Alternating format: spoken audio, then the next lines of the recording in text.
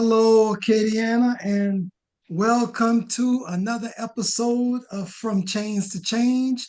And I am Marcus Chachi Simmons, and I'm here with my co-worker Hi everyone, I'm Consuela Gaines, better known as Sway. and also the infamous Ronald Marshall, our policy guy. Ronald, go ahead and introduce yourself.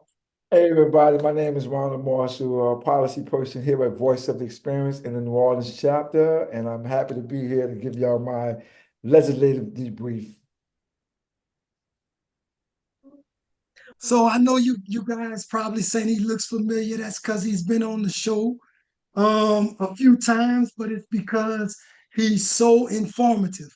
I don't know where our organization would be as far as understanding of the law and legal issues if it wasn't for this king right here. So take it over, Sway. For sure. And again, welcome back, Ronald. We always look forward to you joining our calls with us. We much rather you in person, but we'll take this virtual because I know you got a lot on your plate in New Orleans right now. A lot's going on. Vote hands are in a lot of things, protected class and all that good stuff. So I know you're busy, bro, but thank you for this few minutes that we have with you for today. So the legislative session. Uh, Um, oh my goodness. I I read a lot of bills, but I stopped reading because none of them were good. Um, so can you just provide us with an update? What has been going on in the legislative session as regards to criminal justice? You know, this vote does this criminal justice reform, and we realize that a lot of bills are rolling back some of the things that we were able to push and get past over the years. And now they're trying to just kind of unravel a lot of our work. So, what's going on in the legislative session, Ronald? yes, so hey everybody, this session is has returned to what is called the days of incapacitation. There was a time in Louisiana prior to the Justice Investment Initiatives in 2017 where every law that was passed was about punishing people and incapacitating them and banishing them from society. And sad to say that this 2025 legislative agenda and administration, as well as the 2020, that 2024, I mean 2025, 2024, last year, right? The crime session last year, right? Right. Or was it this year? Was the crime session this It was year? last year. It was last year, right? So the crime session was the worst. But this 2025 session, what it's doing is basically coming back to pick up some loose ends, or tie up some loose ends in their punitive scheme. All the bad bills are rolling right on through, not just in criminal justice, but in education, housing, insurance, you name it. All the bad bills that make it harder for everyday working people are rolling right on through. And some of the good bills that we have been monitoring from the criminal justice perspective have been getting denied, have been failing by the wayside in these committees. And I'll start with Senate Bill 218. Senate Bill 218, we had a lot of hope that this would be the year that many of our incarcerated brothers and sisters who are still serving time under what is called a non-unanimous Jim Crow jury conviction would receive some remedy at law as a result of Senate Bill 218. But unfortunately, last week, that bill died on the Senate floor. It could not get the votes. 27-9, I believe, was the tally score. Royce Duplessis did an amazing, extraordinary job. I tilt my hat to Senator Royce Duplessis. He's a true champion in his work, in his movement, and every time I acknowledge him, I give him much respect. Moving right along. So, but Yeah. Ronald, before going further, I think it's important to point out to the people because now a lot of people don't keep up. that this bill was ruled unconstitutional. The actual act of the unanimous jury, non. Yes, in 2018, the United States Supreme Court said, hey, non-unanimous jury convictions are unconstitutional in the United States of America. However, what the Supreme Court did is said, okay, but we're not going to fix it. We're going to allow the state of Louisiana to fix it themselves. So we went to the Louisiana Supreme Court and they said no.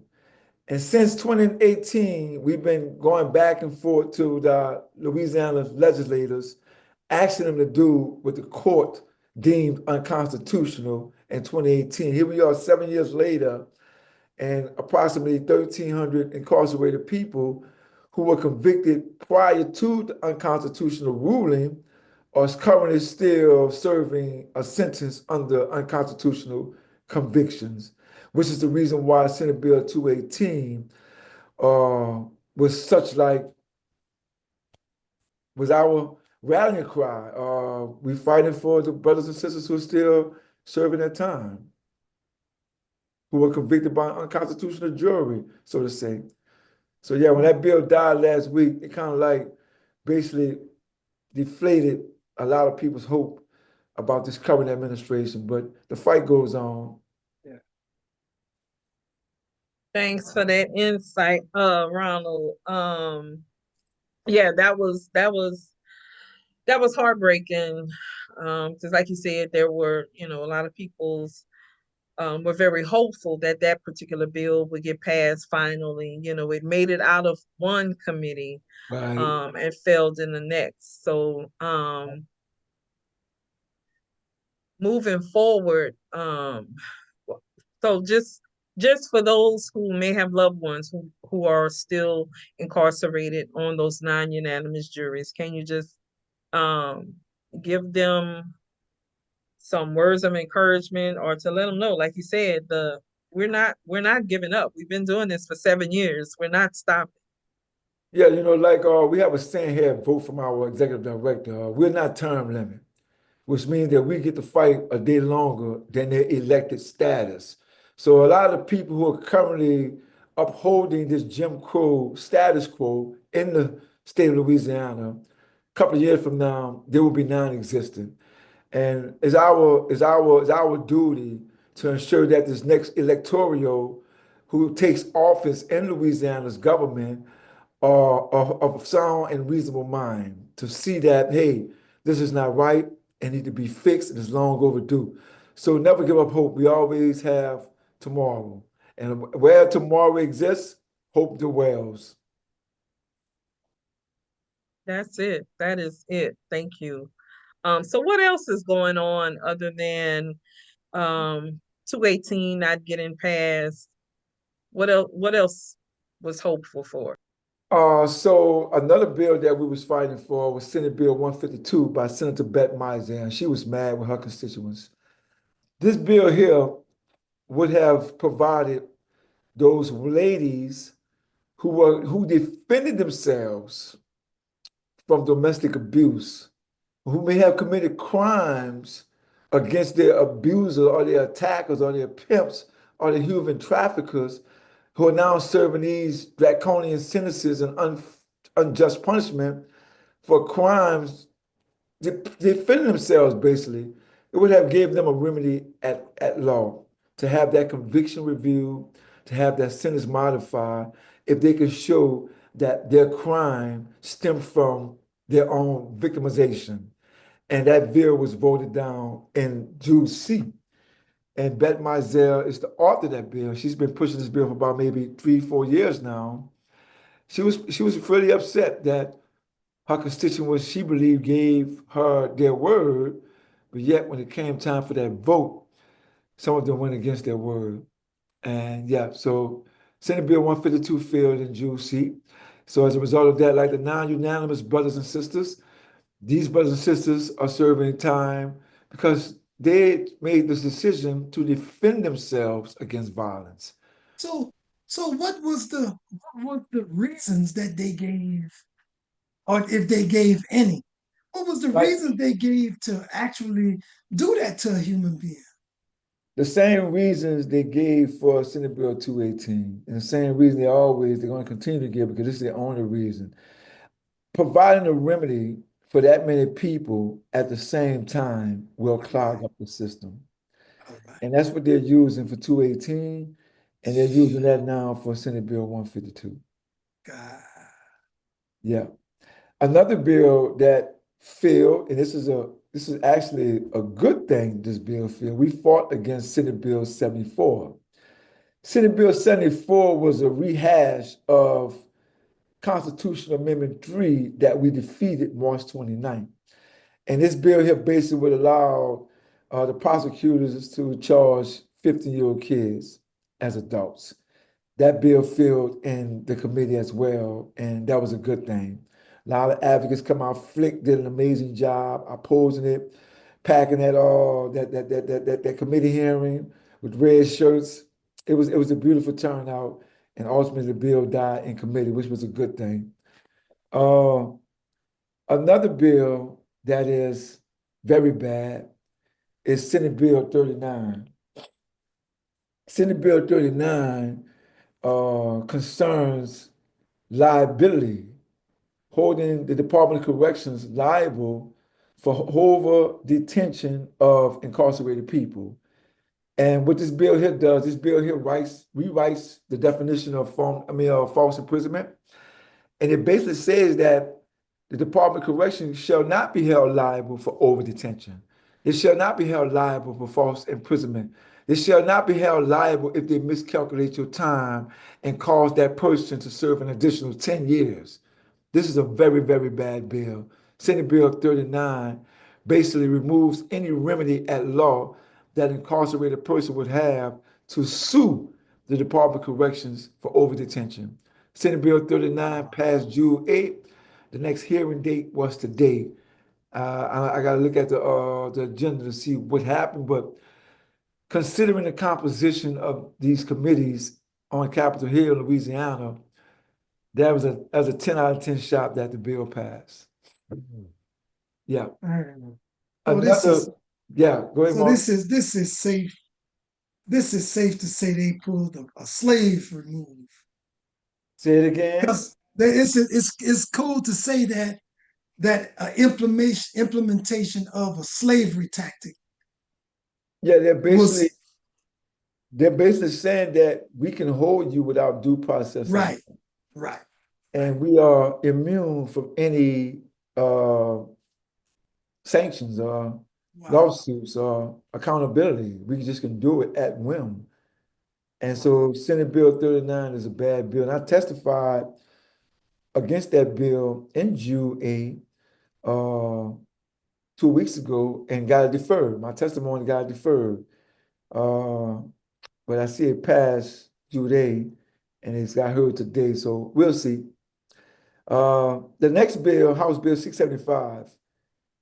House Bill 675 will overhaul the only remedy that incarcerated people have once their appeals become final, and that is the post-conviction remedy.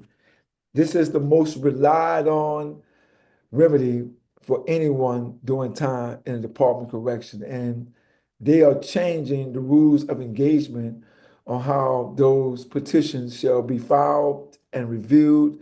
They're tightening up the process, making it harder for someone who's been incarcerated for X amount of years to ever have a date in court, to ever have a date in court.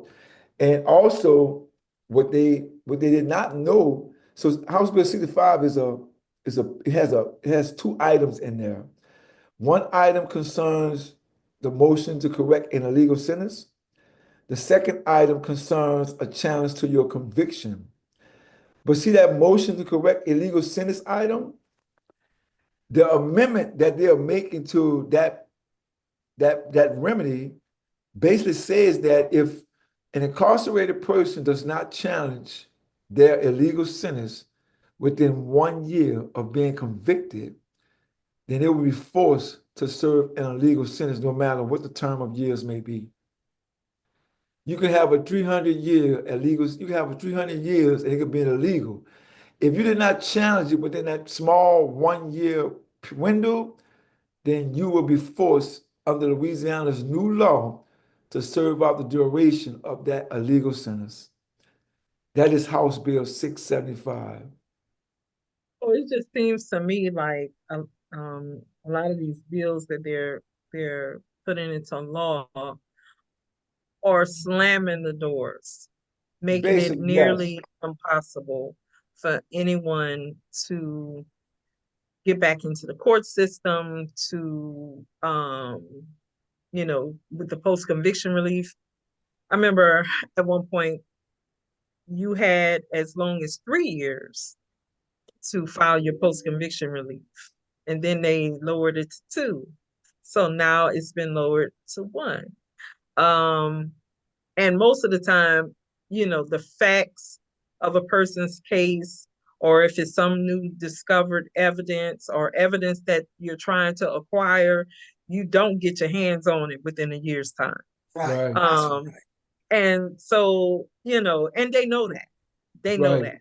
They're making it nearly impossible for you to get back into the court systems and bring up whatever errors were filed within your case, or if they were filed in your case, because most of the time your PCRs are ineffective assistance of counsel. And so I see that. I'll just say this: elections have consequences, yes. and this is the results that we are seeing and witnessing today. Elections have consequences when you don't get out and vote, when you choose to say, oh, my vote don't count, it doesn't matter, they're going to do what they want to do. You're letting them do what they want to do when you don't get out and vote. And we have people in these positions of power who have a specific agenda, and that's to incarcerate poor Black and brown people so that they can have free labor. And this is it. This is what we're seeing. We're seeing Jim Crow come back. We've been trying to erase it, trying to get rid of Jim Crow, but we're seeing it come back. When they say MAGA, make America great again, that's what it's about. That's right. And Yeah. right now, the people don't see the ramifications of that decision not to get out and vote just yet. But when they start applying these new bills, it's going to be a volcano effect, right? Yeah, so like the 10 bills that I actually pulled out to talk about, it shows you their strategy at a glimpse. So 10 bill and these 10 bills here, what these bills here do, once the system gets you, convicts you, and sentences you, you will not be able to challenge that conviction.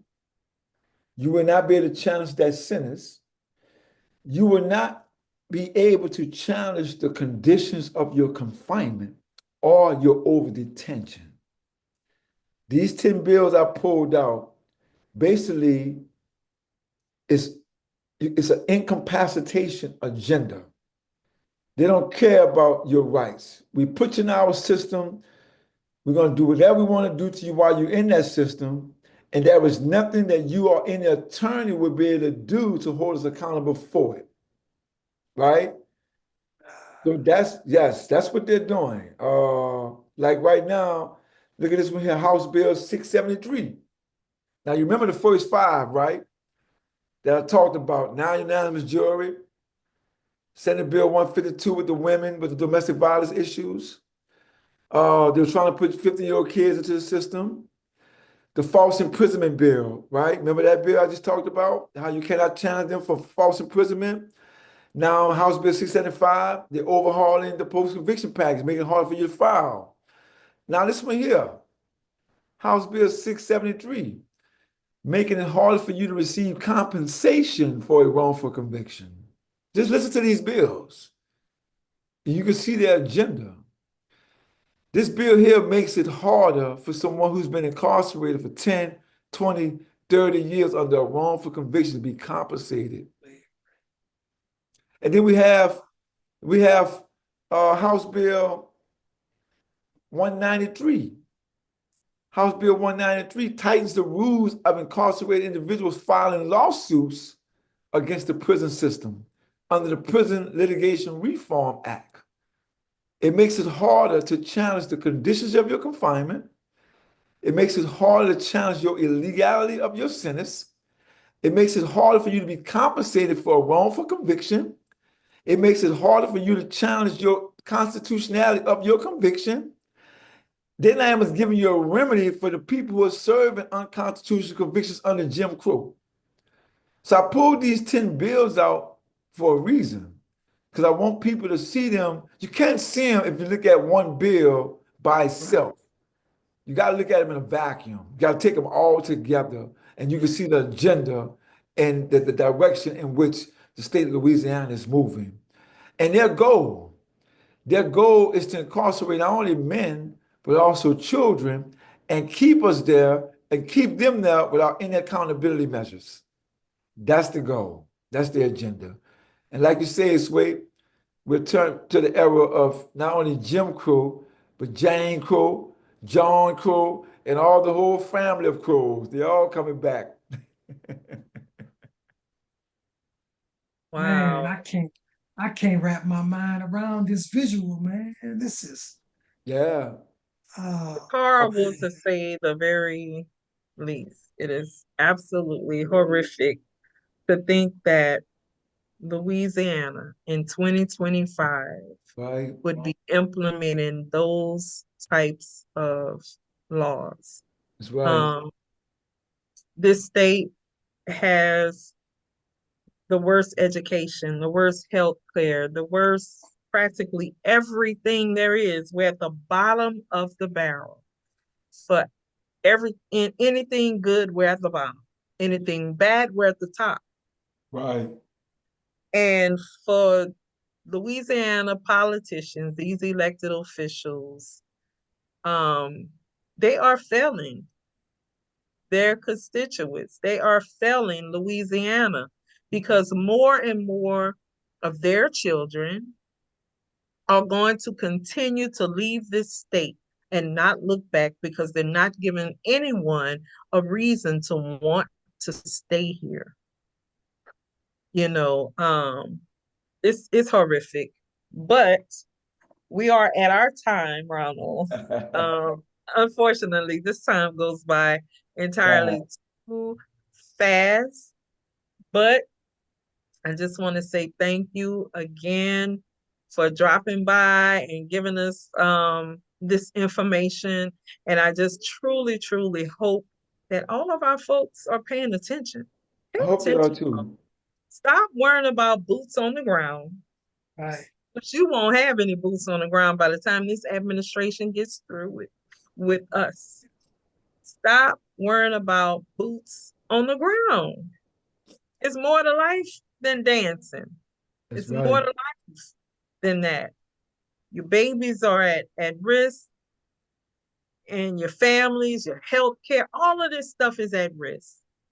It's not time to just be doing all these dances and run to the polls when election comes. Right.